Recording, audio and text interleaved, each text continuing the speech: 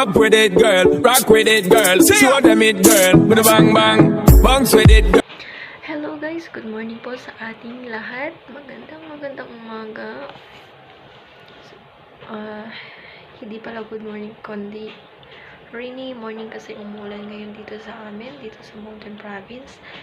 So, today's video, mag-upload na lang po ako ng videos namin last week nung nag-field po kami sa Baok Mountain Province. Actually, nasa Bontoc ako ngayon kasi dito ang boarding ko. Then, last week, December 16 to 18, nasa Baoko kami for field.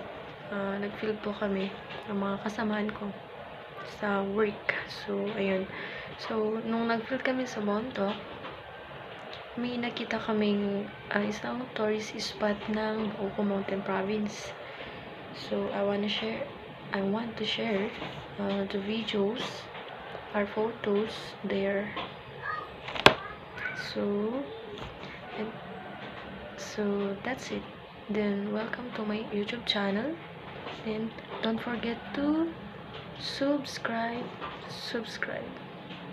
See you there, guys. Just watch our videos. Thank you. Yes, hello guys. We're here in Baoko. Kasama ko si Crystal. Hi Crystal. Yes. Saan tayo pupunta? Sa taas. Anong sa taas? Sa taas. Sa taas, okay. Mamasyal lang kami. Baoko. Abatan, Baoko. Welcome to Abatan, Baoko. Whew. Malamig. Yes, malamig. St. Mary. Let's go! Tara! Tara sa taas. Jogging. Umpay ka tibilin.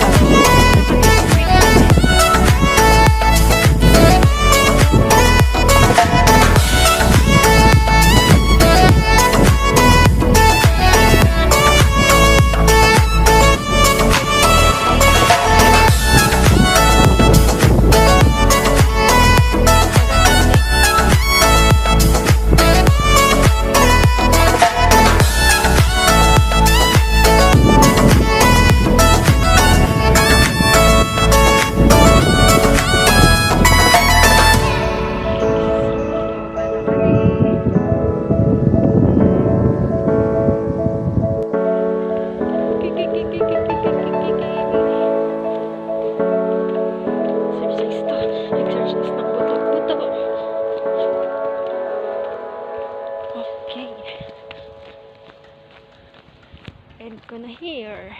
Yung konting video namin last week nung pumunta kami sa Baoko.